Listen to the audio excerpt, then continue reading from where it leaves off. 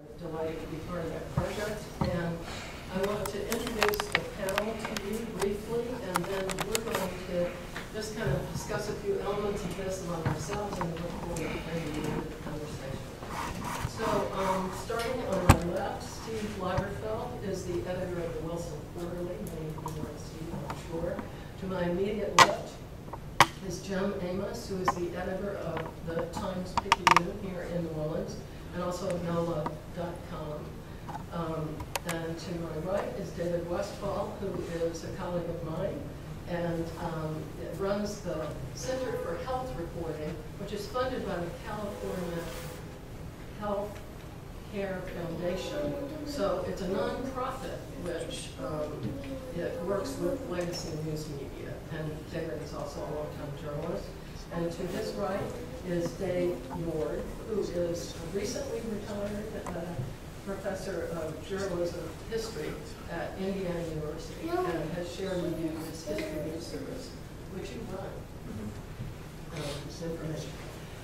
So I've asked all of my colleagues to kind of help set forth what is currently the state of journalism and newspapers and more broadly media in the U.S. today.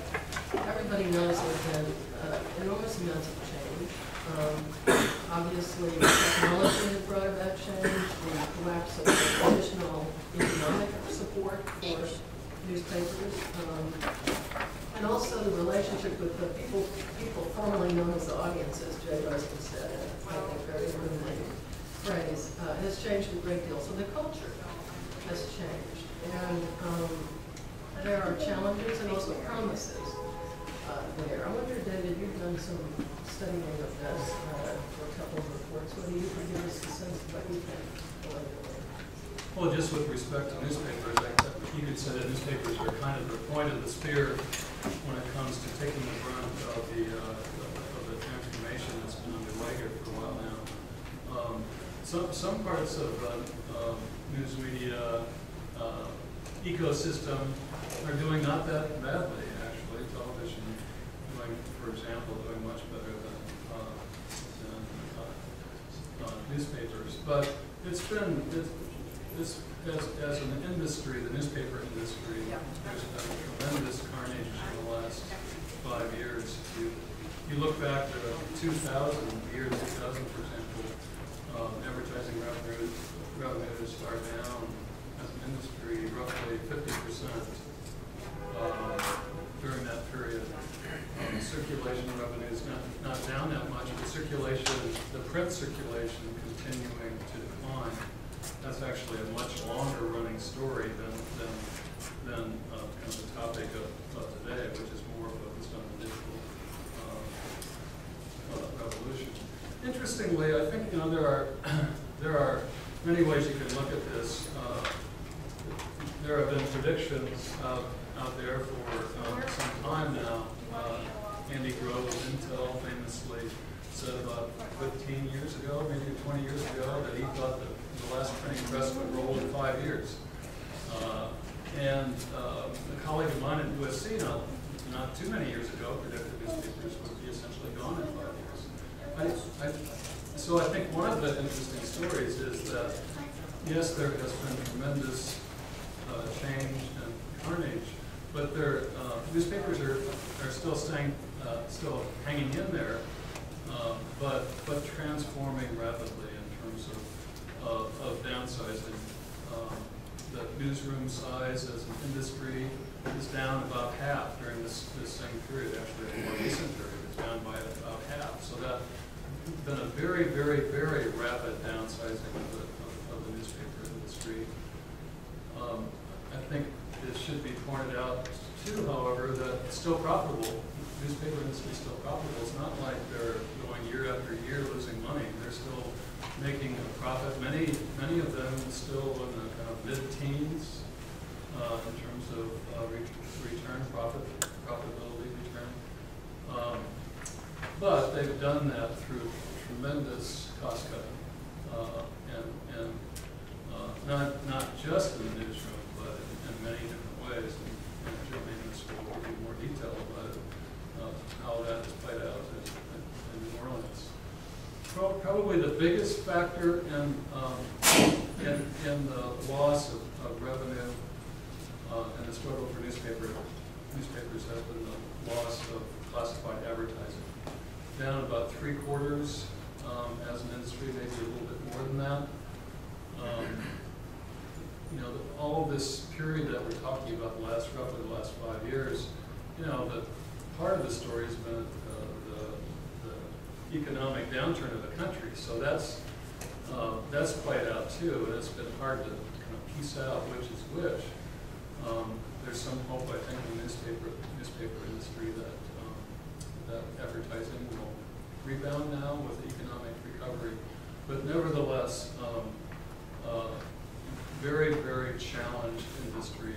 I would guess a lot of people would put this in the context of this is what we're seeing is the playing out of the death of the printed newspaper over a period of time. And what remains, if that's true, what remains after that in terms of the newspaper industry's digital future is a big question. Thank you. I did want to mention too, you will have seen that Cynthia Tucker and John Nichols were to have been here. They weren't able to join us, so I was mentioning that, so that you won't be wondering why they're not sitting up here. Dave, before we ask you to delve into the history, I wonder if you could give us your sense of the way the land is currently as is in the area. Well, one of the things that David said about profitability is interesting. I've been following this. I should say, just so you know where my perspective comes from, I've been in a school of journalism for 30 years and taught courses that have to do with business and technology as well as newspaper reporting.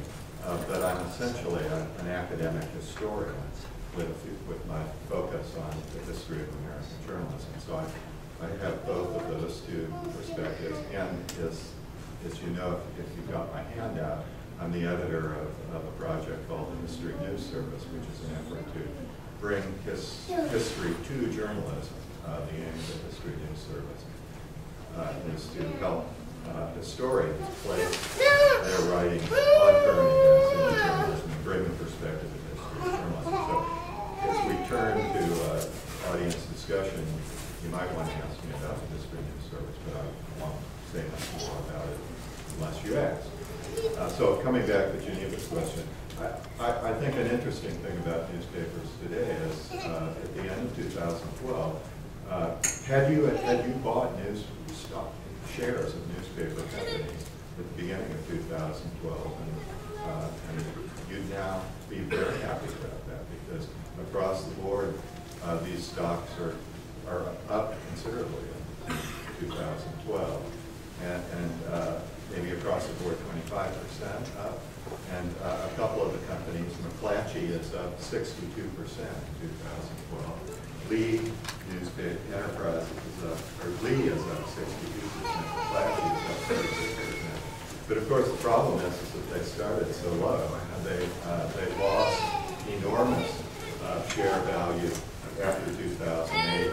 And so as David said, they're profitable, particularly if they can shed some of their legacy costs, which in some cases we are sympathetic to them. I guess those costs involve debt, they involve pensions, but they also involve reporters in a way. You know, if you shed your staff, you're going to be a little more profitable somebody buying your product. And that, as David said, is one of the problems that newspapers have cut back so severely. But their stock prices are up, and one of their big problems after 2008 is their debt costs. Had they not been so leveraged, they probably wouldn't have been in as much trouble when they had the big debt loss of advertising. One thing that critics say about newspapers that's an interesting kind of irony is that they were particularly slow to figure out how to deal with the advertising losses on the internet.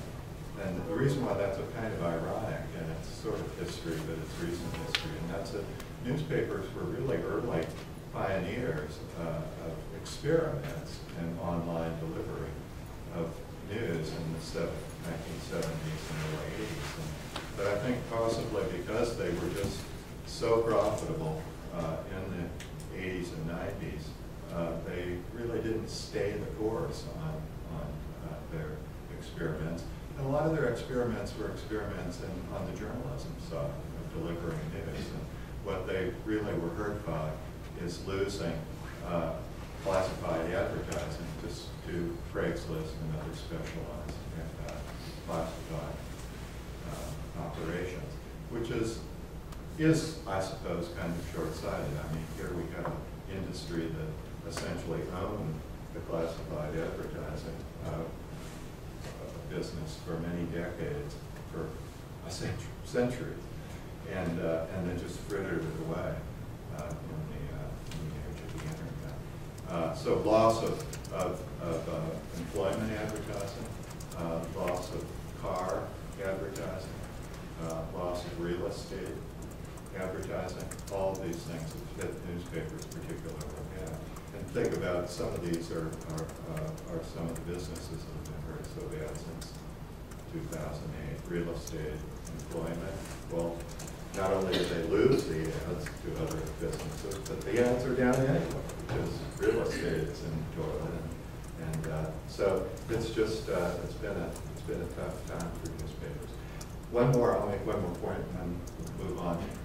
If you went back before the crash in 2008, of the general economy, say 2007, and read about newspapers, you'd find a lot of hand-wringing, whining, a lot of tears of how, for a decade or more, newspapers were beginning to lose audience, their demographics, their readers were old, and it was a troubled industry before 2008. So it's the cliche that applies here, I guess, is the cliche of the perfect storm, things coming together and really being tough on this industry.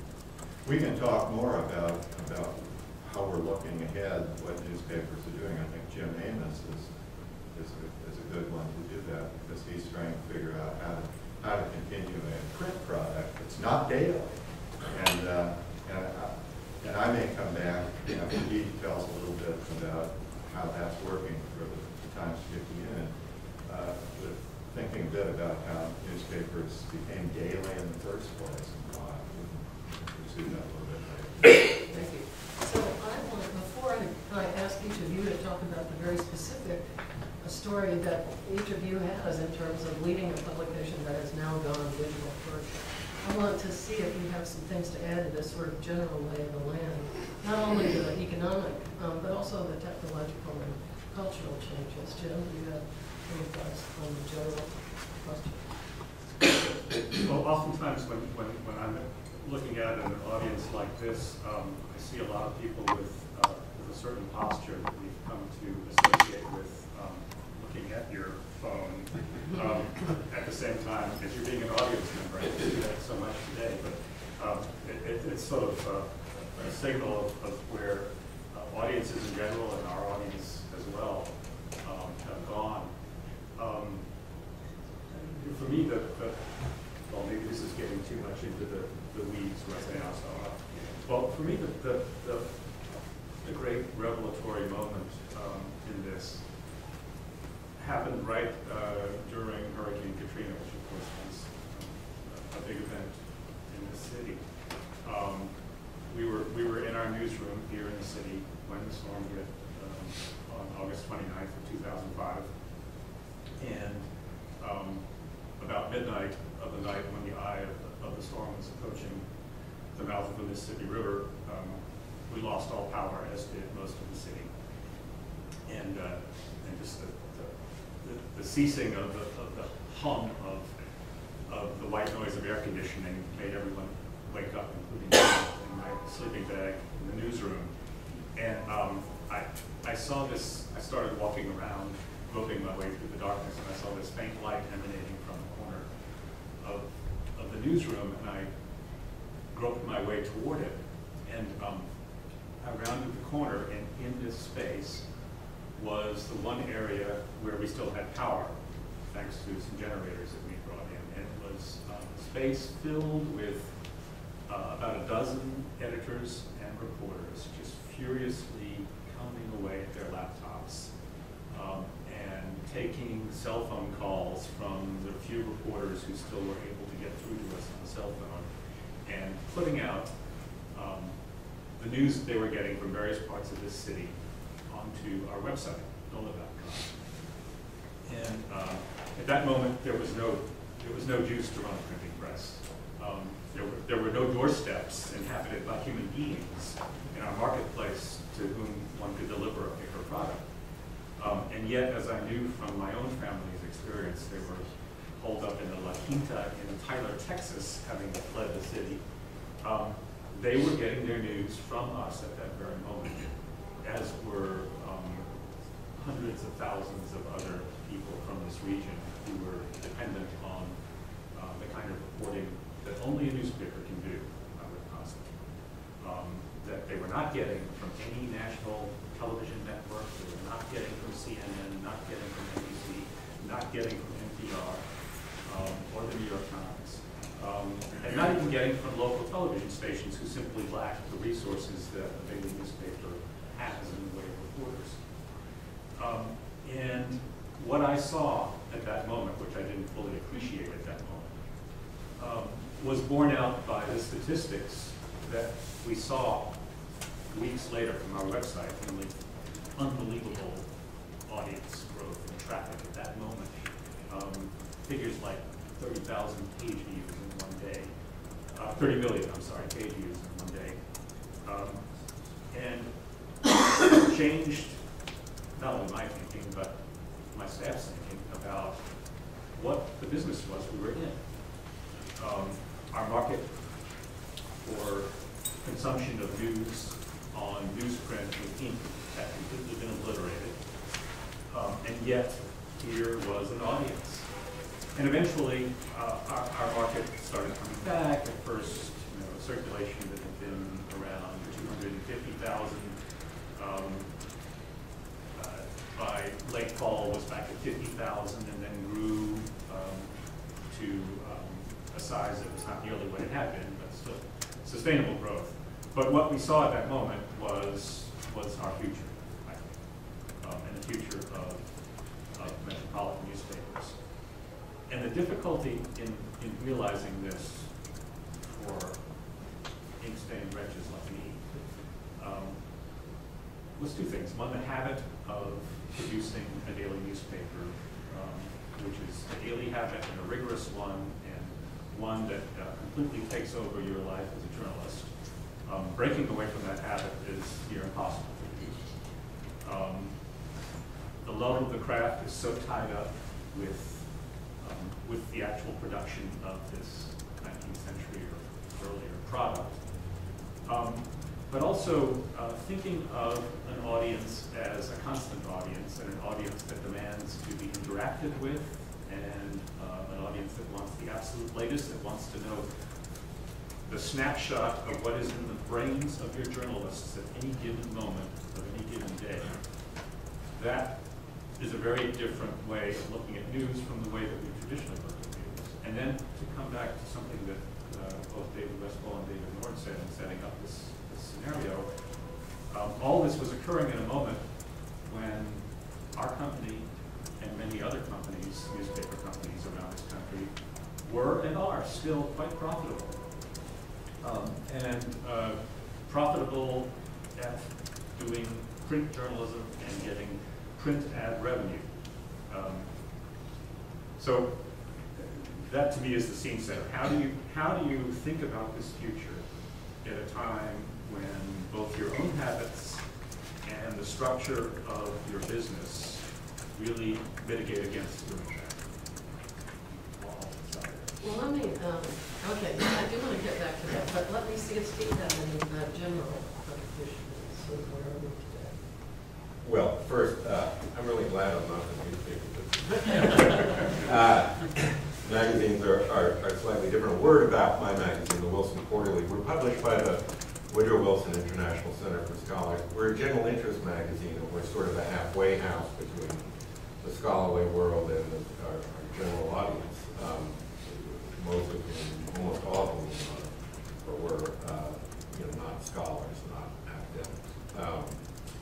And we cover everything from history to foreign policy, philosophy, you name it.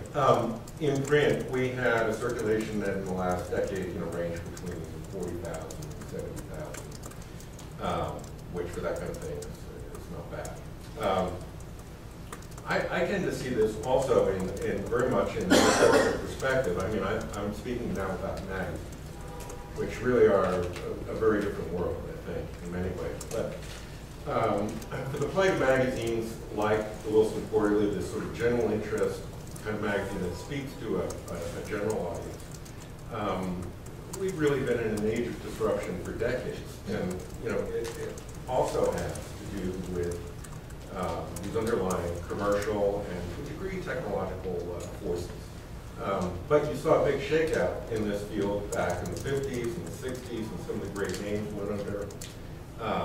Saturday Review, Life, Look, all those things. And that really was a market change. I mean, it had to do with advertising. Where did advertisers go? Now there were new publications. I mean, there were many forces, but there were new publications, niche publications that, if I was advertising Scotch, I didn't really need to go to the Saturday Review or Saturday Evening Post. I could go to, Scotch magazine, or I could go to any number of things where, thanks to technology, you could put out very much more niche publications, and you could know much more about the audience. And so that drained off a lot of the dollars that really supported these publications. And really, ever since, general interest magazines have been more or less on life support for decades. And I'm talking here about the names familiar to you, Harper's, The Atlantic, which is now allegedly mildly profitable. Smaller magazines like mine, American Scholar, et cetera, et cetera. And so, in a way, this latest disruption is not, not terribly new to us. I guess the other thing, well, there are many other things that are different, but I would say that for me, looking forward, I see that one of the differences between newspapers and magazines, other media, is that the sort of utilitarian aspect. Jim is in the business of providing information, constant, up-to-date sort of stuff. I'm in a sort of different place, and so are other magazines. And people are coming to us for different reasons. There's partly those reasons, but for pleasure, for intellectual pleasure or some other kind of pleasure that makes this a kind of different space. It has different implications, I think, that we'll maybe get to when you talk about the digital age. But for just to cut myself off, I don't think actually that print for magazines is dead at all, or will be. And yeah, I do want, so I want to delve more deeply into what happened in each of your cases. Steve, I think I'm right in remembering that I read a quote from you maybe a year before you decided to go all digital that said we need to embrace the web but wear a condom. And a year later, you threw caution to the winds. Right. So what made you decide that for your magazine at least, all digital is the way? Well, to be perfectly frank, that wasn't all my decision. And it wasn't all necessarily what you think. But obviously money played a role in the decision where all of these general interest publications are subsidized one way or another. And that can be burdensome. Number two, I think there was a feeling like, okay, the future is here. You can try and fiddle-faddle around in the middle, or you can jump. And we decided to jump, and really jump. We did it very quickly, probably a little more quickly than I would. I mean, in the magazine business, you see a lot of people navigating this middle path. They'll have, if you're a New Yorker subscriber or any kind of subscriber like that, you still get get the print edition probably, but you'll also have access to their all digital, their app. You know, and the app is a very interesting thing. Nobody knows what the hell an app is. But I discovered. They say, oh, you're online. They say, no, we're an app. They say, oh, so you're online. No, I'm an app. And half of you probably don't know what I'm talking about. But an app is actually a packaged, laid out bundle of stuff, just like a traditional magazine. That's delivered at one time. It can be updated in the interim, but you know, we're the Wilson Quarterly. We still publish, believe it or not, 4 times a year. We also have websites. But, you blog and you tweet and you're on Facebook. There you go. We do all this. Yeah. Yes, to the best of our ability. Well, are you fiddle-faddling in the middle, John, by having publishing 3 days a week and going digital first? Is that mostly an economic decision because of the old model, which still works? Or, by the way, 60 Minutes this evening was on the Times Pick, and they're going online. Of course, they reported on it 4 months ago. May as well be a quarterly. So Don't say that in a bad way. Time to write. But it's supposed to be a news show, right? Anyway, why are you fiddle-faddling in the middle? I don't think we're fiddle-faddling in the middle at all. At least if you asked our average reader, they would say we're doing something radical, and in some cases they'd say we're doing something awful. But I think that there are a lot of news organizations that are fiddle-faddling in the middle, just as in Steve's case he was talking about magazines doing that. You know, essentially the choice for a newspaper news organization boils down in the starkest terms to, if you're faced, as just about all of us are, with annual somewhere around 8 to 12% declines in ad revenue and steady circulation erosion, a gradual shrinking of your audience, you can keep yourself viable financially, and you can keep those profit margins in the double digits by cutting your costs. And eventually that means cutting the very muscle that makes you what you are, and reducing your reporting strength, and your editing strength, and your ability to present the news in ways that are interesting. Or, and if you do that, you will gradually become a shadow of your former self. Or you can, and we did that. I know exactly what that feels like, and I'm sure Geneva and David both know exactly what that feels like in a newsroom. It means year after year of buyouts, furlough weeks, reduced travel, in the most extreme cases, layoffs, until you no longer can do what we think you ought to be doing. Or you can look at your very structure and decide to restructure. And there's no magic formula for this. Nobody has been handed a stone tablet that says this is how you do it. So, in my view, we're not fiddle-faddling. We are restructuring in a very fundamental way, and in the face of a still successful print company, by the way. And we are deciding that our audience and the growth of our audience lies in the digital world, and that that's where we should focus our first attention and our news gathering. And at the same time, we're financial realists. We know that by far the big kahuna in our business model still, despite its collapse, its utter collapse nationwide, is print and print ad revenue. And so I, for one, think that print is going to be around for a good long while. I think a lot of newspaper companies are going to end up doing something similar to what we're doing, and no longer delivering a printed product on the days when they have no advertising support whatsoever. But I think the print itself is still with us and is still going to bring readers to the marketplace for advertising. But in our case, at least, we've decided that, and by we I mean in the first place our owners, but I don't disagree with this decision. I've decided that to quit fiddle-faddling and to do what our audience is, to follow our audience into the digital world, to give them both the kind of journalism that newspaper readers traditionally get from us, which is enterprise journalism, watchdog journalism, a serious editorial page that grapples with the issues of the day, but also to give them up-to-the-minute journalism and to engage with them as audience members, which is what digital users expect from us more and more. So that's the posture we're in. We're in at the very beginning of this I think, radical change.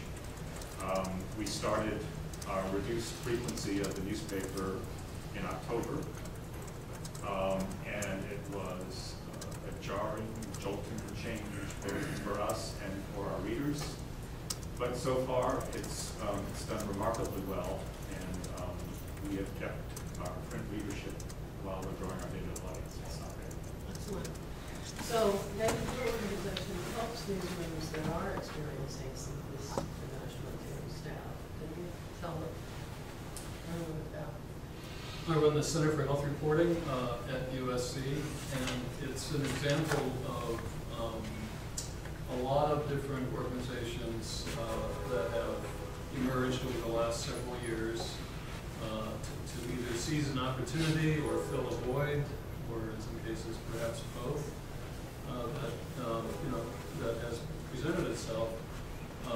In our case, we're funded by the California Healthcare Foundation, one of two big healthcare foundations in California, both of which are quite active in the production of news and the training of journalists and so on. Our model actually is to work with existing news organizations. We have 7 journalists, and we do stories about health policy in California, and then partner with the news organizations. Just last Sunday, we had a cover piece in the San Francisco Chronicle about an interesting and hopeful decline in Black infant mortality in California. And there was a time not that long ago when news organizations such as the San Francisco Chronicle or LA Times or public radio stations in California would have said, no, thank you, we can do this journalism ourselves. But the situation is different now. There's an opportunity for this kind of organization. In our case,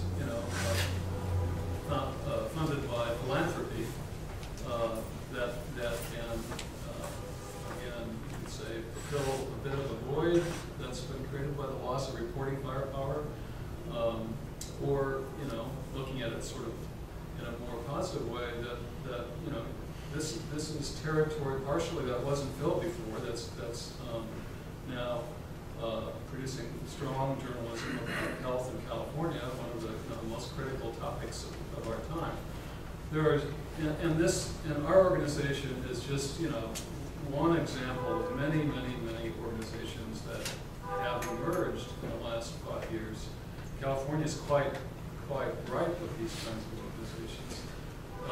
There are several investigative reporting nonprofits led by the Center for Investigative Reporting and its state counterpart, the California Watch. There is an investigative reporting operation in San Diego that focuses just on San Diego issues and so on. There are dozens of community news sites in California that are trying to emerge in either neighborhoods or a larger community. The thing about one of the realities, and it's kind of backing up here, that what makes this possible is that the barriers to entry now are gone. There is no barrier to entry. I could start a WordPress account in 10 minutes and reach all the subscribers that Jim has. Technically, they're within my reach. So there's no longer any barrier to entry. The printing press was a wonderful barrier to entry. The broadcast license was a wonderful barrier to entry.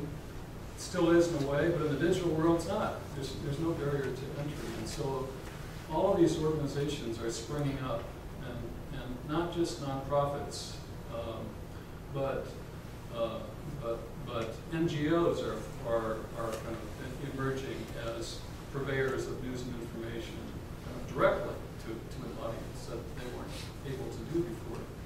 And you know, in a funny way, I think perhaps perhaps this assemblage of these startups might have done more damage to newspapers in the last 5 years, except they're having the same problem that newspapers and others are having with digital advertising, which is finding a digital business model that produces enough sustainable revenue. But they're all struggling too. So I think the emergence of our organization and other organizations are a phenomenon that will continue. But I don't know what the future of this phenomenon will be, because it depends on what its longer-term sustainability will be. Foundations won't continue to fund organizations like ours indefinitely.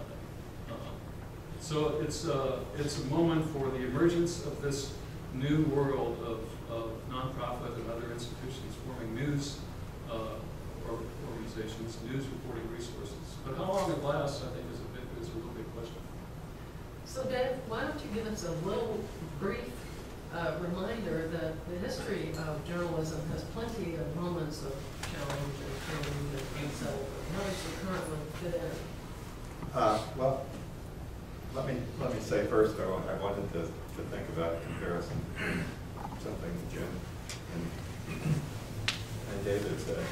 At one point, Jim, talking about Katrina, said that his staff was doing reporting that only a newspaper can do. And I think there's a lot of concern that that's a true statement, that there's something that newspapers do. There's an institutional role that they play in metro settings, particularly the big metro paper that only a newspaper could do. But what David is suggesting is maybe not. Maybe other institutions can do this kind of reporting. Do newspapers do something special in the civic realm?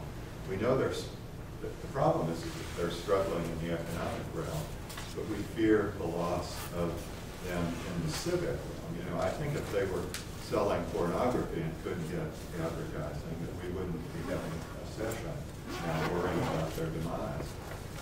But they're selling something that we think is important, and yet that isn't connected to their revenue through advertising, except for political advertising. So do newspapers do something special, or might these other institutions produce the kind of reporting that we need to live civic life?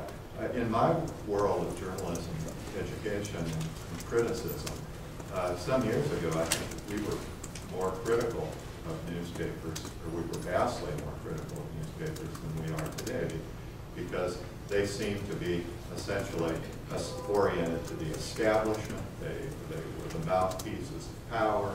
I mean, there's a tradition of critical criticism of newspapers. Now, those of us who were very critical in the 80s and 90s are kind of very supportive of newspapers. I mean, it's like we used to attack them, but now that they're down, we don't want them to die. It's been interesting for those of us who do it to watch. Yeah. So the academic critics have changed their tune and now are wanting to keep them going. So could reporting be done by other institutions? Well, I think the history of journalism maybe suggests so. Newspapers have gone through change. Have they gone through similar crises in what we have now? Well, I don't know. I mean, the emergence of the newspaper in the 16th century, I don't think there was any moment from then till now that anybody thought that newspapers would disappear. I mean, newspapers began as small institutions and evolved into what we've come to see in our time. But they had their troubles. They had to deal with new forms of electronic competition like radio and television. They were not going to disappear. The printed, if you look at a newspaper from the 17th century, it'll look kind of different than a newspaper today, but in some ways, there'd be no mistaking that this is a newspaper. Small, 4 pages, but here's the news and there's advertising and it's a newspaper. So this is a kind of a historic crisis of print, the printed world of the newspaper, I think. But the thing that civic-minded folks, I think, worry about is the crisis of reporting. If the newspaper as an institution dies, will we lose reporting? Well, there was a time, in my own research that I focused on the 18th century, when newspapers didn't do any reporting, essentially. American newspapers were what we would now call aggregators. They published what came into the office, but they had no reporters. They had no, they collected things from other newspapers. This is the 18th century. The 19th century is kind of a different story. But newspapers published what came in. They copied letters. They copied from other publications. But one of the things that I've looked at lately is, well, does that mean nobody was doing local, serious public affairs reporting in cities if newspapers weren't doing it? And the fact is that there was reporting being done by other by other people. And I've written a piece about 4 episodes of public affairs reporting in Boston in the 1730s and 40s that involved a minister, a local publisher and bookseller, and a doctor. And they systematically collected information about a number of public episodes of crises in Boston. Epidemic disease and also religious revival. And collected information in ways that we would call reporting. Sent out questionnaires, collected statistics, collected testimony, verified that testimony, quoted sources, checked sources, and immediately published this material in print. Sometimes in the newspaper, but more frequently in pamphlets that could be published within a week or 2 after an event occurred. So there were ways of doing reporting that were not done by newspapers. That's of some interest, I think, in our day when we're thinking like David is about, well, if reporting needs to be done, do newspapers have to do it? Newspapers in the 1730s and 40s were weeklies, small weeklies. When dailies in America came in the 1780s, why did they go daily? Well, they went daily because of commercial information that needed to be published, readers needed access to it daily. Advertising, the comings and goings of ships, prices current. But it wasn't really about the news in the way that we're worried about it now, that is of important civic information that citizens needed in order to vote. Still, that was being published in weekly papers, and gradually in dailies as well. But the reason for a newspaper going from a 3-day-a-week publication schedule, say, in the late 18th or early 19th century, wasn't because the citizens needed civic news every day. It was because businessmen needed business news.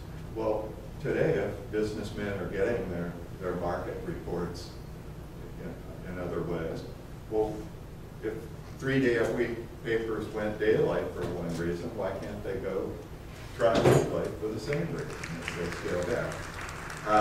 I tend to be less worried about that than the 3-day-a-week schedule than some other people are. I know that in New Orleans that the civic leaders and the politicians and other people find what Times-Picayune has done to be either outrageous, just flat out outrageous, or an embarrassment to the city of New Orleans doesn't have a daily newspaper, a daily print paper anymore. Well, that shows an attitude toward the newspaper that you wouldn't have toward some other institution. It's the attitude that says, this is an institution of civic life. It's our institution. It's an institution of the city. It is the city. It's part of the city. The city lives its life in the times picayune, and the people who run that paper have no right to do this to our newspaper. Am I getting this? You're right? getting it. Yeah. Right. That's right. So that shows an attitude toward newspapers that is wonderful. It's a wonderful thing, and it's an important thing. Those of us that study the relationship of newspapers to cities know that there's this intimate connection between these two things, these two social institutions, the city and the newspaper. And it's just a terribly wrenching time to go from one kind of way of life to another. And it's a big change. But maybe, as Jim says, it's not the change that we all tend to think, because it's a change of medium of delivery. And if NOLA.com can live the life that the Times-Picayune lived in the city, and the city can live in it, it might play a role similar to a great metropolitan newspaper. So far, though, the online presence has not been quite the same, but we're in a huge moment of change. Yeah, we're in a huge moment of change. And some people think of this as kind of a gray period where we're going to go through some diminishment of news in the public interest, and that civic life will be affected by that. And I think there's a lot of interesting territory there. Is the fragmentation of media contributing to the sort of partisan divide that we're experiencing? But on the other hand, there are enormous opportunities before us in this moment of change. And I think we could go on and on about that. But we have just about hit the hour mark, and I want to be sure that while we could certainly chew over these issues, that we are talking about things that are on your minds. So I'm going to pause here and see if there are things that anybody in the audience would like to raise, questions or comments that you want to contribute at this moment. Yes? Well, could I bring the discussion right onto the topic of the title of the session? How do the changes in the media in which information knowledge is published, the frequency of it, how does this affect the capacity of reporters, sometimes called journalists, reporters, to get the facts right, and particularly the facts that have to do in some way or another with the origins of the news that you are conveying, namely the history, the past of the current event? Can any of you tell me or us how, at this moment, you think that getting it right has been affected or will be affected by the transformations that you are relating to us from that table? I think that getting it right is still the goal of any good reporter, and any good journalist, and any good editor editing that report. I mean, that has to be the journalistic goal, but it often collides with getting it quickly, which is the currency of the web, or one of the currencies of the web. And if in your endless polishing of the journalistic gem, you never get it first, then your audience will come to recognize that you're not the place to go to for the news I want to know about right now. So that collision of values, I think, is something that we're all sorting through as an industry. But I don't detect any abandonment of the desire to get it right in my newsroom or others. And also the basic components of the craft of making a story and the verification of what you're reporting hasn't changed, but the pressures have changed. But you're not raising these issues in an audience of cosmeticians. You're raising this in an audience of historians who are concerned that in writing about, we're having a bicentennial of now, the War of 1812. Did you readers know that the War of 1812 started not in 1843, but in 1812? You get the facts right. Yeah. And that you have the capacity to turn historians like David Nord or others in this room and elsewhere to help you, not to polish the gem, I think. I mean, I smiled. I think that's a lovely expression. We're not asking you to polish the gem. We're trying to figure out ways that historians can help you get it right, and you can help historians learn how to help you do that, so we can all work together so that the part of your reportage that has to do with the past is accurate, but not exquisitely so, just right. And the truth, as those of us who've been in newsrooms know, is that we've never gotten it quite right. Well, of course. And we've always had long corrections columns, Sure. Those of us who are honest about our mistakes. And on the web, which is a little more forgiving in that regard, every news organization, including the August New York Times, is constantly putting out versions that refine or correct what they published 10 minutes ago that they now know is no longer quite so. That's the nature of that beast.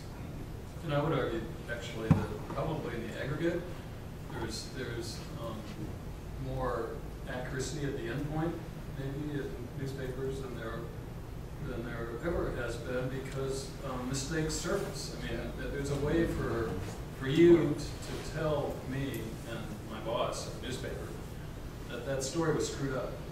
And it just takes 10 seconds. And then there's the after the fact ombuds person who can get it straight later on.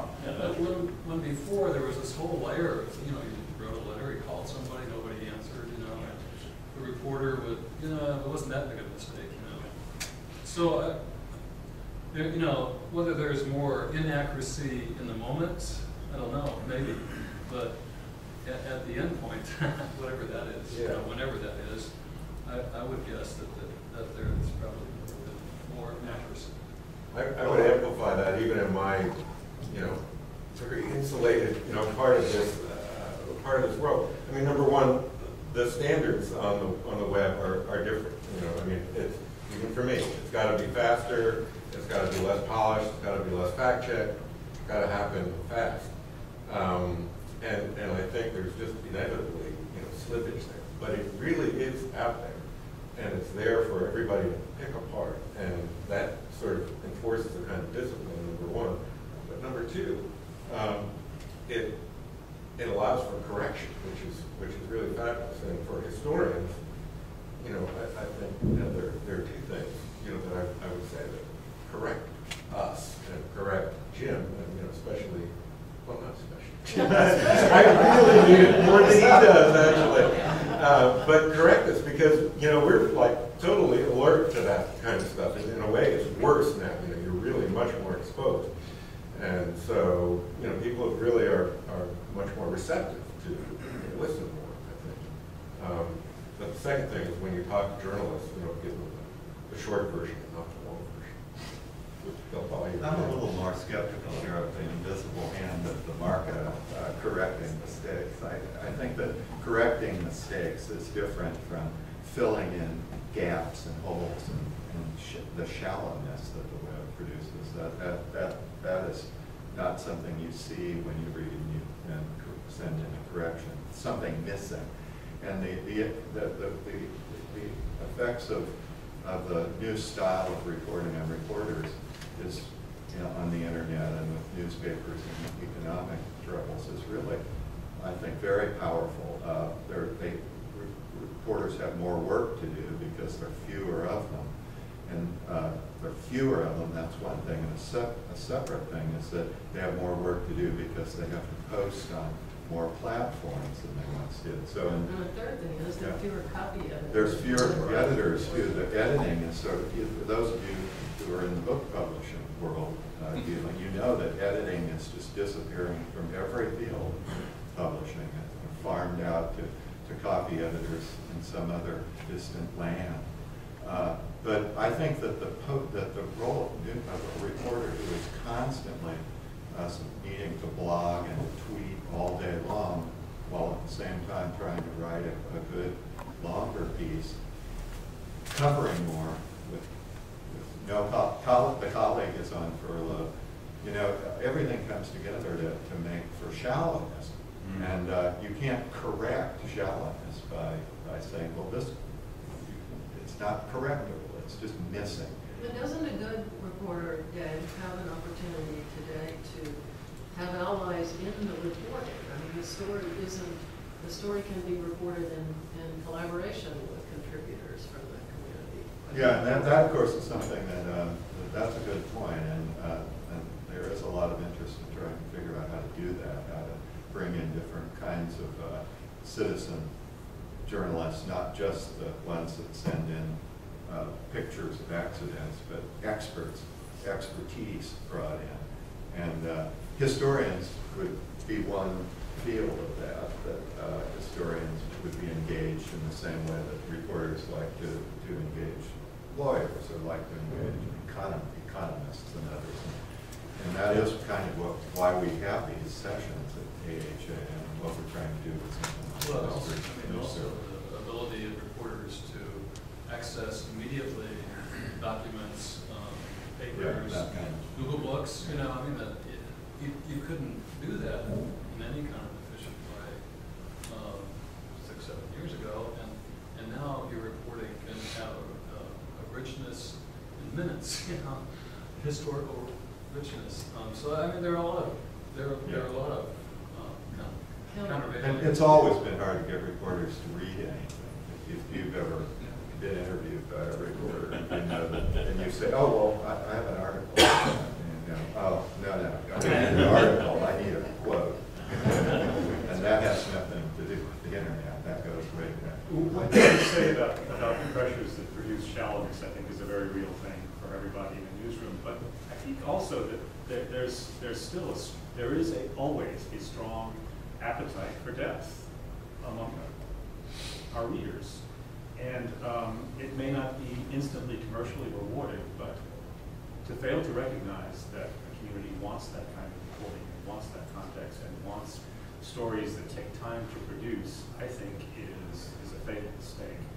And so I think that even as we move into the digital world, we have to, and we are right now, make a conscious effort to emphasize enterprise reporting and accountability reporting, things that we all know take time, and they can't be just instantly assembled, but that if done well, not only fulfill a civic responsibility, but also produce real results in audience. It doesn't, the stories that we've done since we reduced our frequency this fall, that fall into that category, have, for the most part, also gotten us quite a large audience on the web. I think that the list you've made, and I know a couple of times, is very helpful in terms of the question of what journalists, but particular newspapers, in particular newspapers, have meant to the public and the civic life. Watchdog reporting, accountability reporting, enterprise, investigative, and a serious editorial page, you also mentioned. I think a serious and substantial editorial page is one of the most important functions that newspapers have performed as sort of a place for the community to hear itself talking and to be, you know, to have opinion leaders. And on the other hand, I mean, we keep coming up with these countervailing truths. It is also easier for the citizen to access historical documents, public documents of all kinds, and to inform ourselves. And one of the things that is happening that is exciting, I think, on the new terrain is organizations like the Sunlight Foundation are working exactly in that vein to be sure that documents are readily available to the public and easily manipulatable. So you can do everything from find out the crime statistics in your own neighborhood to find out who has a permit to own a gun, for example. And those things are available to each of you as citizens and don't require the sort of intervention, mediation, or curation, or aggregation of journalists. So that, you know, we don't have to just think about what's happening with newspapers as we look at how well can we be informed. We ourselves can, we have the tools to inform ourselves more richly than we ever have. I Did we answer your question? Yes. Indeed. Yes. I wonder if all of us here today, if we were examining, coming back to this question 50 years from now, how would we treat it? Because we would have, first of all, we wouldn't, and I commend all of you, and I appreciate your work, and I know you've gone through, I'm one of those who used to criticize the newspapers, and now I so love the New York Times. Because what I'm concerned about is, and I teach, I've taught in a community college for a long time, is just anecdotally. The promises that I think are terrific aren't being realized by everyday Americans. The degree of people now have the ability to select whatever topics they seem as important that are contributing, I don't think, to the well-being of American society. There is an explosion of trivialization. I spend much more time trying to justify why history can be valuable as a discipline rather than content. And the discussion today reminds me of our first discussions 10 years ago when we were being introduced to online education, and I teach online, and it's okay. But it was the promise and the wonderfulness of online education versus all the flaws of face-to-face education. And the face-to-face educators weren't prepared because they didn't take the time, I was included, to sit down and actually begin to inventory what do we do that's so special. We're now doing it now because we're having lots of problems with online education. In other words, and plus I think there's a theme in American culture that we adapt well and we're survivors. But it often unconsciously directs us away from, yeah, there's terrific things that are benefiting us, but there's lots and lots of drawbacks. And my concern is, I don't think you can cut staff of lots and lots of people who are dedicated reporters, journalists, copy editors, whatever. It's not going to be the same. It's just not. There's a quality missing. In my classes, the discussion, the quality of comments about the last election. If it were 50 years from now, I would think, this was one of the reasons why American culture was in decline. And I love my students. I'm not, you know what I mean? They're just a reflection. They're influenced by us. But that's what concerns me. Is I think sometimes I like contemporary history, but this weekend has made me rethink. Maybe it's very difficult to try to get historical perspective of the here and now, because my feeling is that the decline of the American newspapers is having harmful consequences, and I'm not disagreeing with all the benefits. I don't know if that makes sense. It's kind of I was cooking on a little bit to what you were saying. Can I mention one thing though? I mean, your question and your comments are very interesting to me. I say that you're talking about two things that aren't necessarily connected. One is the decline in the number of journalists, which I think we all agree is problematic. But the other one is whether or not everybody is reading the newspaper. I mean, when I was editor of the Des Moines Register, I remember Bob Ray, a former governor of Iowa, said, I hate the Register in a million ways. I mean, we had put his wife on the front page for DWI, this is not the kind of thing we want. But he said, I feel so lucky because I know what the people of Iowa know. I mean, that was a moment when you really could say, the paper was delivered in every one of the 99 counties every day. And you really did know what the people of Iowa knew. It's so different today. And it wouldn't matter if the Register still had the same number of reporters. People just don't all go to the newspaper. There are all these different sources of information available. And young people wouldn't have ceased to read the daily newspaper, I think, in fewer numbers had we not reduced the number of newspaper reporters. I mean, they're two different things. They're connected, obviously. But so, the proliferation of sources of information is so enormous a part of this. And obviously it's perceived here to be mostly cheapening or trivializing, but in fact, I don't know that that's true. I mean, that's a judgment that eludes. Well, I think if you still have the journalistic quality that a sizable news organization such as mine brings to the table, you still are in many ways the glue of the community, and it matters somewhat, but it doesn't matter as much as I thought a year ago that you're appearing 3 days a week rather than 7 days a week. What matters is that you're covering the news that matters to your readership. And so they get it on Wednesdays and Fridays, and maybe on Thursdays they get it via their Facebook page, or somebody tweets something that a columnist wrote on a day when we're not. It's still journalism that is in some way cohesive to a community, and in that regard isn't any different from what it was 10 years ago. Except how much does it matter that you allow 200 people at some point? Well, that's something of an urban legend. Oh. We went from a staff of 181 to a staff of 156. So where was the journey? That's, well, company-wide, I think there was a reduction somewhere along those lines. But the reduction in the number of news staff was pretty much commensurate with what you see in other newspapers. But that's what, but in other newspapers too, I mean, that's sort of your point, we have that many people.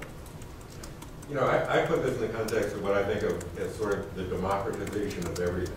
Democratization, I use this loosely, but look, we've had in one field after another, not just newspapers. Let's look at music. When I was a lad, you know, there was a top 10, and then there was off to the side underground stuff and so on. And you sort of knew what the mass audience was, and it was pretty simple. It was basically a monopoly. It was sort of like a local newspaper, the Morning Register. And you were told what to think of that. You were the paper in Iowa, and you know it was pretty simple. Well, now if I want to know what kids today are listening to, it's hopeless. You know, because there's no one place I can go to find that out, because they're not listening to one thing. You know, there still is a top 10 actually, but it's much less relevant today than it was 20 years ago or longer. And I think you see this kind of thing in field after field. Again, there's technology sort of breaking it down. And in a way, boy, it's too bad that we don't know that, and there are definitely costs to that. But on the other hand, people get to listen to world music and Cajun music and, you know, you name it.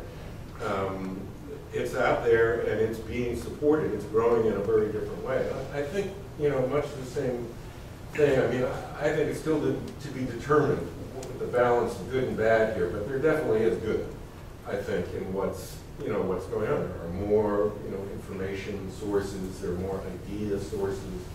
I don't know how well that really works in the news world per se, but in other worlds, now you think of the world of the bloggers, you know, and people, you know, you can think that people sitting around in their pajamas blathering, but in fact, there's some great stuff that you can learn from those sources that just really make sense.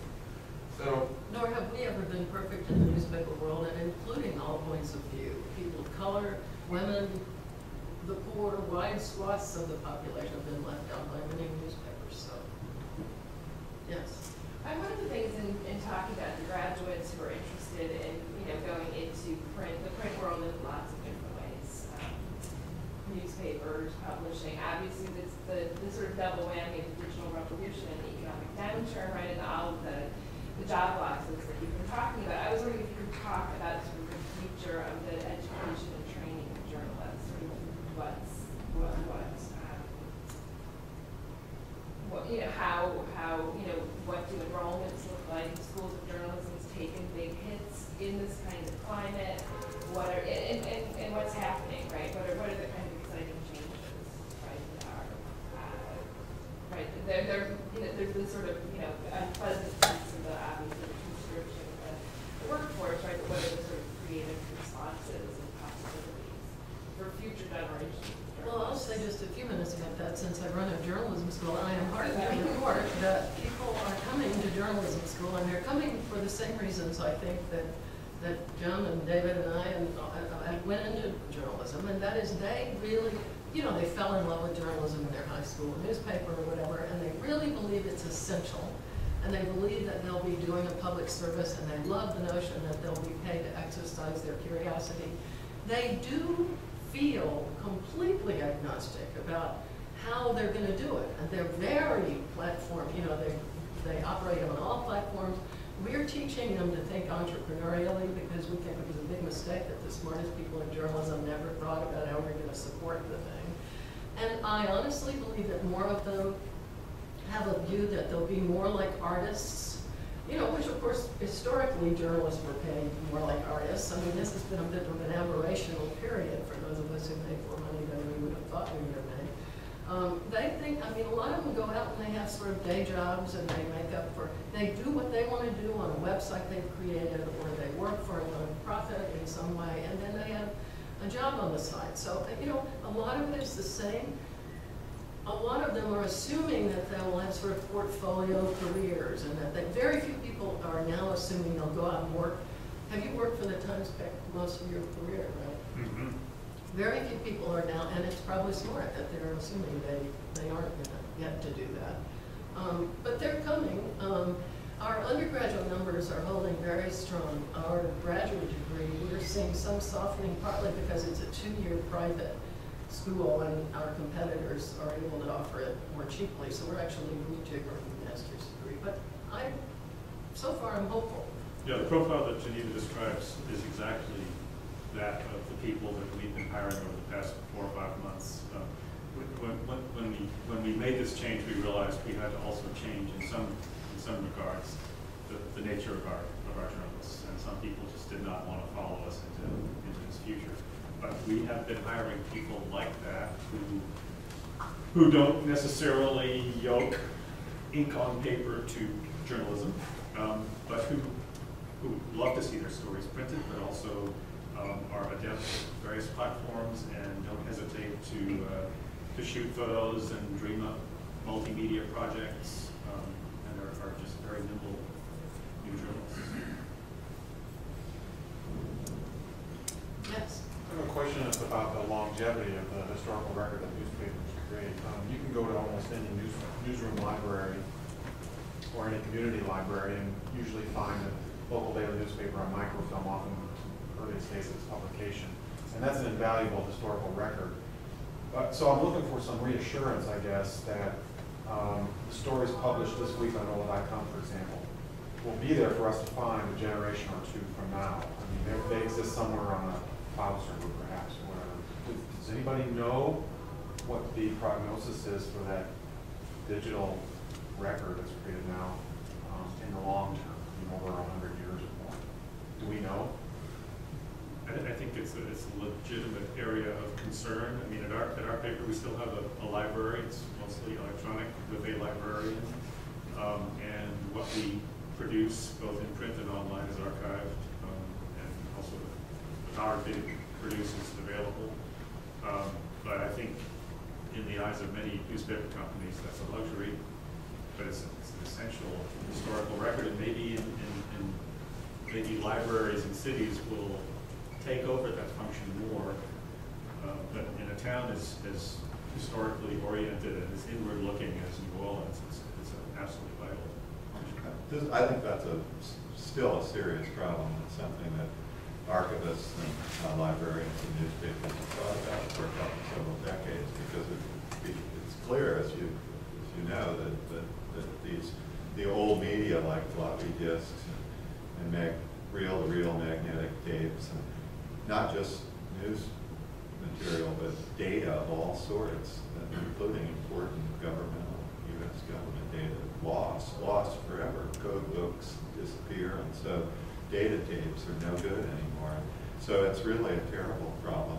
And it's not, except for fire and flood, it's not a problem with paper. I wish I had brought along to show you a 17th century newspaper. I have a London Gazette from 1685 that is just fine. I mean, it's reader friendly. You can pick it up and access the stories in it by looking at them and read them. They're in English. The code is accessible. You know, they're fine. And the paper is much better than Jim's paper that he's putting out this week. And his whole, in 100 years, his paper will be all yellow with this London Gazette. Dust.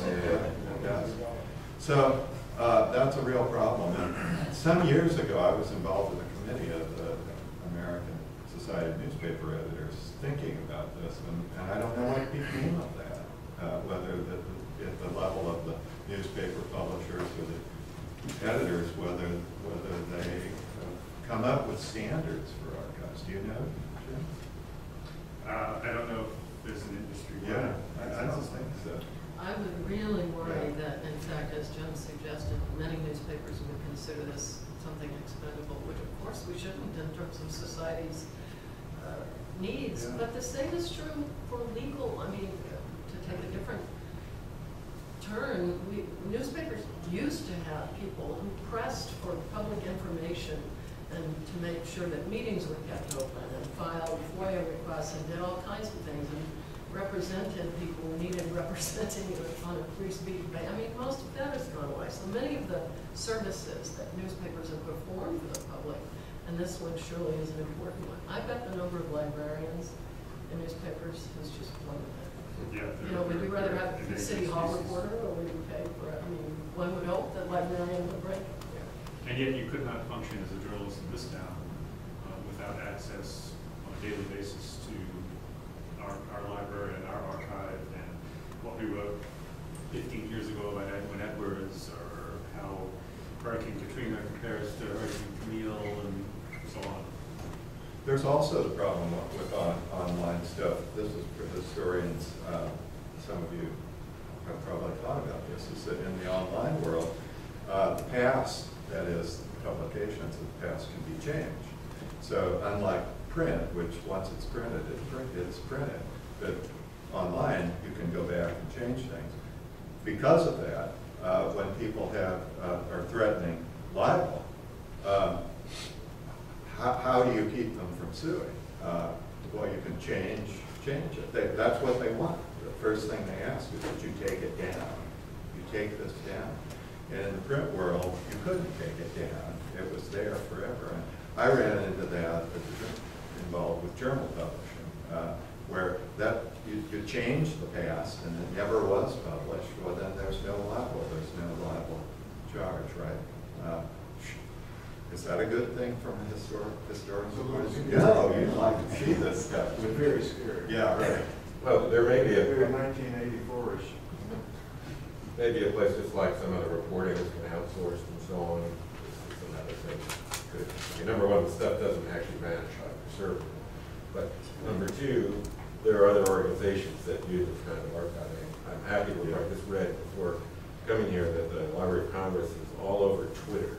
And they're going to archive Twitter as best they can. But there are other ways. It's sort of interesting to me to never be reconstituted the way you look, like your website changes from every 5 minutes or so.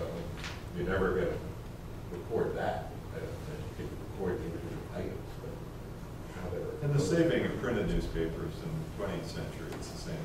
In a way, there's the same problem. I mean, as soon as newspapers began to have many editions, most of those editions were lost. I mean, one a day is about all that could be saved. And another thing that I've discovered that's often disappears, both from magazine and newspaper archives, there are no advertising inserts that tend to be saved. Well, if suppose your interest is the history of advertising, that you'd like to have all those advertising inserts in there. Magazines, you probably use magazines in the era when magazine advertising tended to appear in the back of the book. A lot of the bound volumes of magazines and libraries don't have the advertising in it. Well, because nobody in 1910, 20 thought that, well, what's the point of archiving these ads? Well, now, in the era of an interest in social and history of advertising, that's But advertising in a daily newspaper now usually ends up on microfilm records. And microfilm by most But not the insert, but it's part of the ROP of the yeah, you won't page see itself. the insert for Menards or Lowe's microfilm. So then you don't now. Or 100 years from now, people are going to be saying, I wonder why Menards and Lowe's didn't advertise. I'd like to follow up on the sort of this diffusion and multiplication of outside sources and the fracturing of your audiences and addressing them, particularly when we seem to have people living in the same communities together, and now turning Fox News being the most egregious example, to tailor news to your audience, because it drives the numbers and it drives your revenue streams, because you can deliver a definable audience. So does that corrupt the process? Well, there's still a demand for a dominant voice in the curation of certain topics, especially topics that have to do with the civic fabric. There's a hunger to know how should we regard the 6 mayoral candidates who are running right now, or what is the state of federal aid to Sandy devastated communities, and the kinds of things that a news organization like mine can frame for readers, and for which I think there's still a demand. But you're right about the fragmentation, especially on cable television that caters to ideologies. But I think that the point is, online is the same dynamic, because your blog, your hits, right, drive your revenue stream, in theory, your payment structure.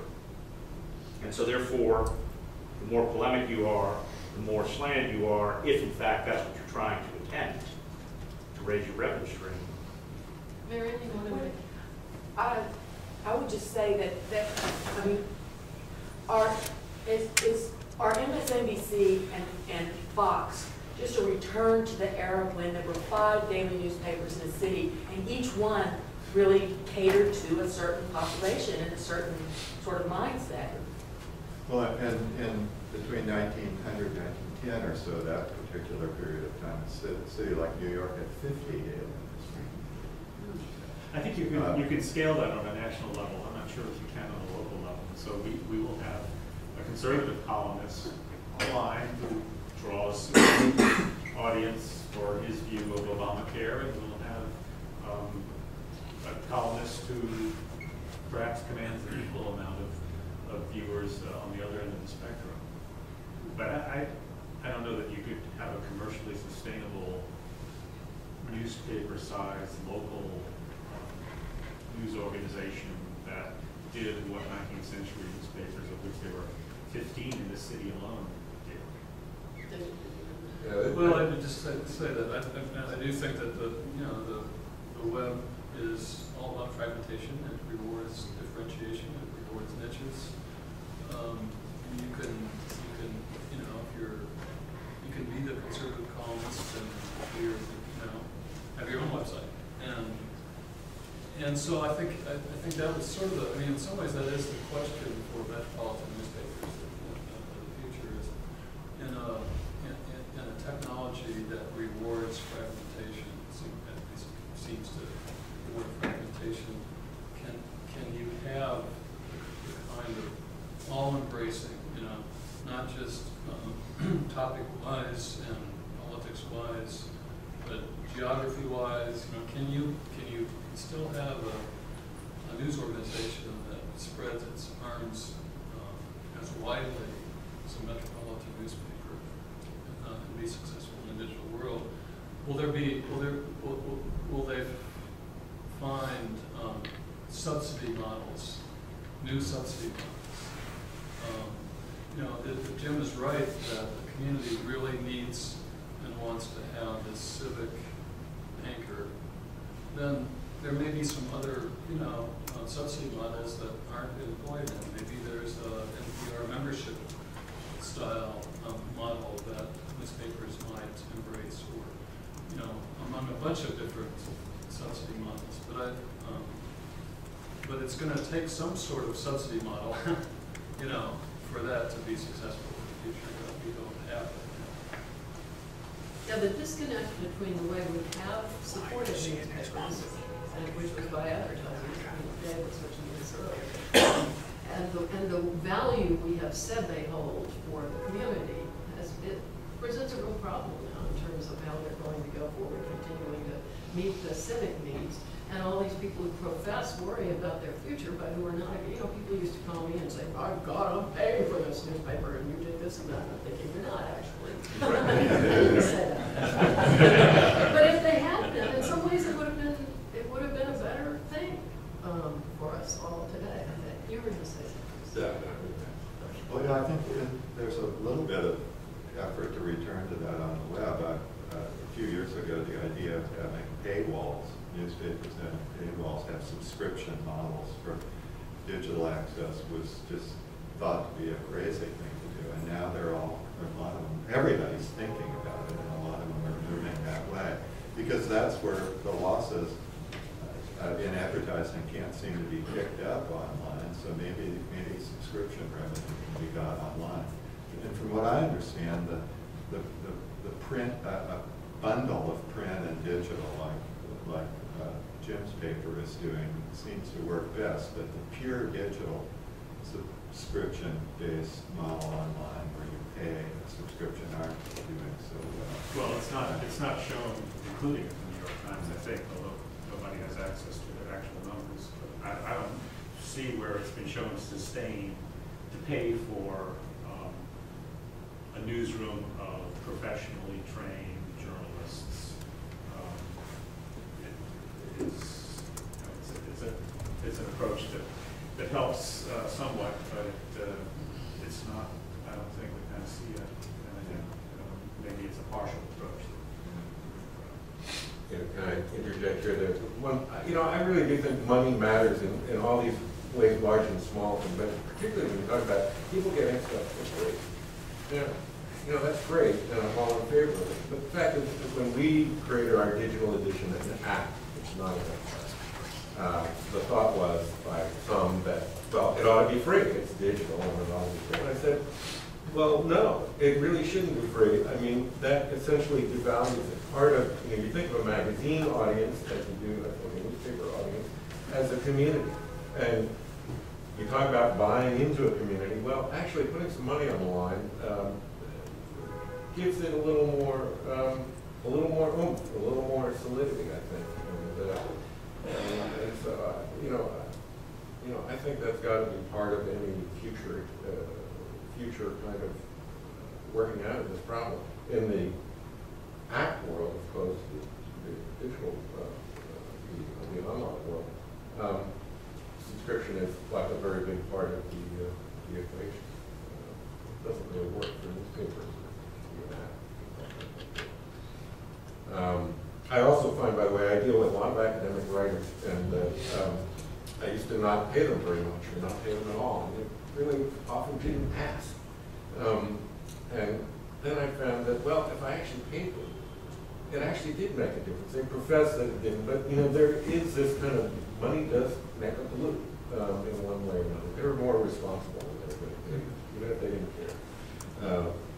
So money is more than just a bottom line thing.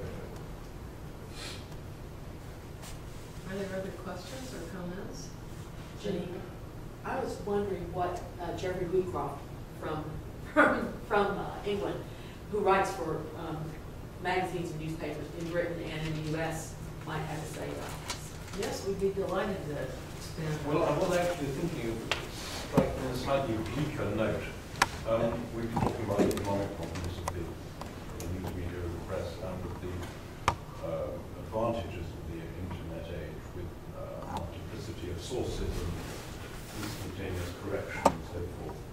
We are just approaching the 10th anniversary of the invasion of Iraq, and among other things, that was not the finest hour of the American press, or the British press either, I may say, because there is no multiplicity of sources for instantaneous correction. Is a substitute for critical, skeptical intelligence on the part of journalists, and that went missing, I'm afraid. I wonder if it would be somewhat different today, though, actually. That is possible. But maybe as a result of dumbing out of nothing. Thoughts about that? Well, I think it might be different today in that dissident voices that question whether there are weapons of mass destruction, coming at us fast and furious from Well, sources to other than some the extent official. from them, but then the press and television media still has claimed a certain authority.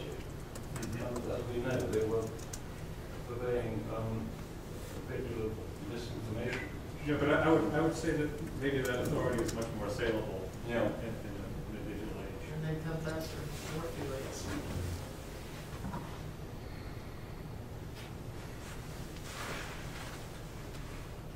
We have another British journalist with us.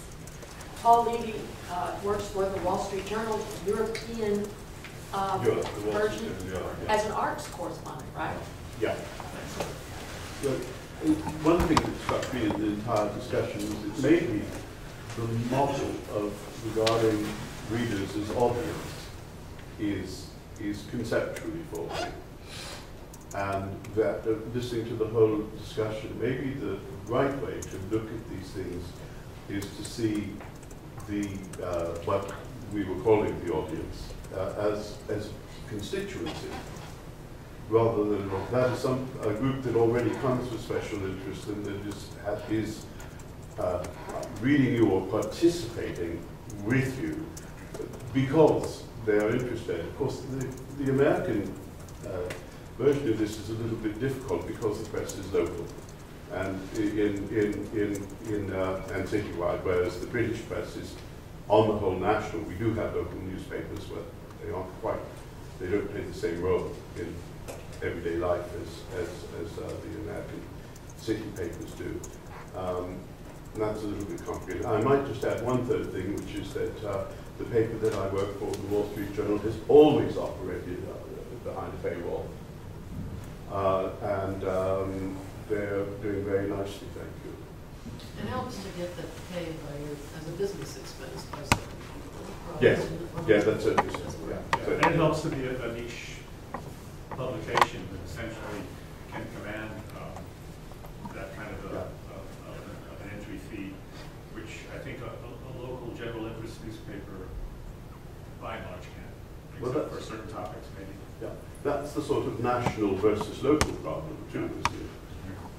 Yeah, I think here the New York Times is able to do a paywall in certain ways that few metropolitan use. I mean, in other words, there is a different set of questions for a national. But I don't think it's less true for a local metropolitan paper that viewing the audience as instead constituents and co-creators. And I mean, there's a much different relationship now that any healthy newspaper has with its readers. Yeah, I think it's a good word that the term audience just has a built-in passivity to it. I think you're right. One of the things about paywalls, I suggest this, is that at first the idea was that you just charge for admission and a single admission charge, and then you lose all of the people that wouldn't pay. And when the product has no marginal cost, and you could admit somebody for free, you don't want to lose anybody. You bring them in for advertising. And so the last couple of years of these schemes like the New York Times has, where people who don't care that much about the New York Times, you let them in for free. They get 20 visits a month or something. But people who really love it, you make them pay. So this is sort of it's a kind of compulsory NPR model where the people that love the product the most have to pay more, which of course with this kind of product, that's what you want to do. You want people to pay. It's price discrimination, as they say in the business world, where you pay what you are willing to pay, and if you're not willing to pay anything, then they let you in for free. But if you pay, then they make you pay, and if they could do that, then that would be great. That's the way you should run this digital business, and that's what they're trying to do with these so many admissions a month for free, and then after a while you have to pay. And so I think that's interesting. I mean, that shows smart business thinking that they didn't have a few years ago, and so maybe there's schemes for doing that in a variety of ways, because anything can be done with, you can let little bits of content out, hold some things back. You know, you could charge just for the Saints coverage of a football team or something like that, people would squeal about that. But all right, well, let the squealers be in for 10 times, and then, you know, it can be done online. Maybe circulation revenue is the way to go. Well, the New York Times has also been very aggressive about its print circulation revenue, as most of us as businessmen can certainly attest. And the proportion of their revenue in the other comes from circulation is much higher than it used to be because they've been successful. Their print version has been successful lately in the New York Times? Well, I mean, I can't tell you what the relative profitability figures are for print and digital, but I can certainly say that they have gotten a lot more money out of their print newspaper than they used to because they've been so aggressive about the pricing. And apparently the numbers of subscribers have been staying with them in fairly substantial. It's very interesting because I mean, it must be the most expensive newspaper I would thought of its kind on earth today, compared with any London paper, compared with any European paper, translated from euro to dollar. Yeah. Two guys focus in on America. Maybe they, as you say, they're home. But the foundation, their foundation in that regard, and ours for that matter too, is that they still, advertisers pay the fare, and advertisers still get concrete results, bringing those readers to their marketplace. And that, even in this age of shaky newspaper finances, is still a fundamental truth that drives our business, and will continue for some time. Yes. This is maybe a bit of a muddle of a question, but I was just reminded of the piece that came out right before the new year in the Times called Snowfall online, and I think called Avalanche in the print edition, which seemed to be, you know, something quite different and distinct that they were doing, very heavily promoted on the center of the site for quite some time. And when you read it in electronic format, you know, highly integrated with different technological flourishes, and then tied into an ebook as well that you could purchase from a number of different retailers that had a extra epilogue and things like that. So I thought it was an interesting experiment in publishing for the Times, for the idea of a newspaper, for maybe the confluence of newspapers and magazines, but then it also connects to the wider world of books and ebooks, you know, kind of the whole publishing sphere as being in a kind of state of flux and transformation.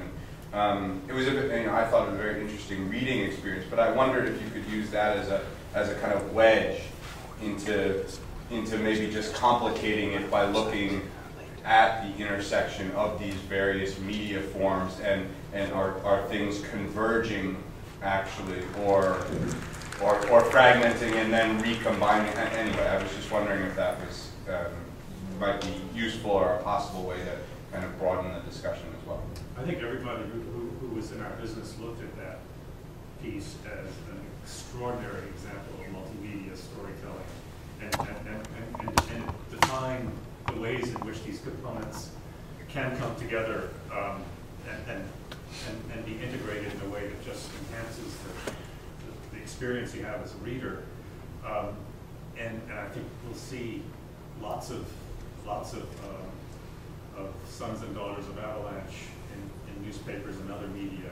I mean, I can imagine how having that under one's belt as a journalist, you might approach the telling of Hurricane Katrina, for example, and just the way in which it integrated in the very text itself.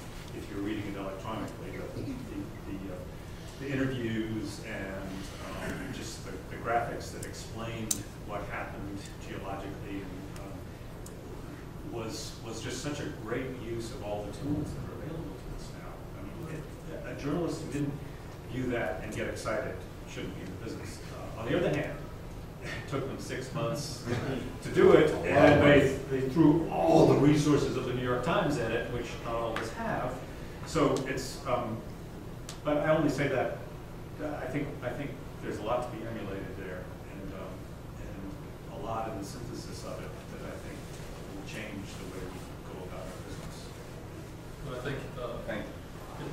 it's an example of what Jim, we were talking about earlier about the kind of investment in big, you know, accountability projects, whatever, that pay returns, not necessarily instantly. So in the case of Times, it's really they're putting down a marker for the whole world to see that nobody can match what they do here, you know, which some people think about the Times anyway, but they're making this new marker that these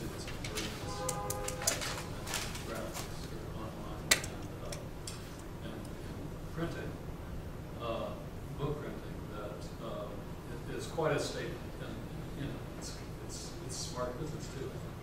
And at its core was exceedingly deep reporting, very traditional deep reporting. So it's such an interesting combination of all the yeah, I thought it was breathtaking too when I looked at it. I immediately thought, how can I possibly do anything like that? But there's another distinction here as we look at this digital world emerging in front of us, you know, that I think is interesting in this particular context. Because, you know, online, actually this particular story was presented different ways in different, you know, venues. But in the online world, you know, which is mainly what we've been talking about, there are all these things that are going on, rules and rules that apply, and having experiments like that. In the app world, you know, which is a different world, it's digital, but it's packaged differently, it lives differently, it's consumed differently. Different rules apply. And one of the interesting things that seems to be true, to the degree is that people in that world actually come to read. They don't come to interact that much. And The Economist, which has done a lot of pioneering stuff in this area, and they have the most basic, rudimentary app if you've ever looked at it. And you know, talks about, you know, a lean-in experience versus a lean-back experience. That you lean into the web, it's very interactive, you expect to go places, you expect to see video, you expect to go off to another site. In the app world, as we'll call it for lack of a better term, you lean back, and you're less engaged in that way, and you're more contemplative. You're reading, old-fashioned reading. And you know, this is not just one experience. Of course, there are various, you know, takes on this. But for instance, and there's research sort of backing this up, and but you look at what people are actually doing in this space, and I think it's the Hearst magazines, and they publish a stable of popular magazines, are saying, look, we have the resources to do this stuff. We're not going to do it. We're not going to invest in putting a lot of video and other stuff in our apps. You look at a lot of apps that are not hot links, like there would be on a web page. So it's really, you know, it's emerging as probably a different sort of space. The last time the Huffington Post has an app, which is really a magazine. It's not their website. It's something they create specially. The last time I looked, they didn't have a single video, a single anything on it. It was sort of striking. So we talk about digital, but digital is not all the same thing necessarily, or at least as it's shaping up. Long-form sites like Diminished and Byliner, where you really just go and pay to read long-form journalism. Right. Yeah, there's plenty of I wonder if that's one of the compelling things about the print newspaper and the materiality of it is that it was so versatile in being able to suit a reader's need to lean in or lean back as the content dictated, as their circumstances dictated. You could do the ultimate lean in and pull out the scissors and start clipping things, but you could also literally unfold, sit back, and so it really physically had that versatility which served reading. And now it seems like we're starting to bifurcate our reading experiences based on perhaps a media, you know, an internet terminal, a computer screen is going to almost always have you leaning in, I think. And you're saying now that the app becomes the digital space where you can lean back. I wonder then if that still gives the physical item a increased, you know, some kind of lingering presence and range that other digital platforms don't offer. It does, but it has, even though it's not interactive, as you say, Steve, it's, an app is a fantastic vehicle for displaying photography and just drawing you into something visually that newsprint doesn't quite accomplish. And by the way, if I say so myself, and if any of you all are here beyond today, the Times-Picayune has a fantastic visitor's guide app that if you're going to be here for any length of time, you should check out. I think if you just search the App Store on Visitor's Guide,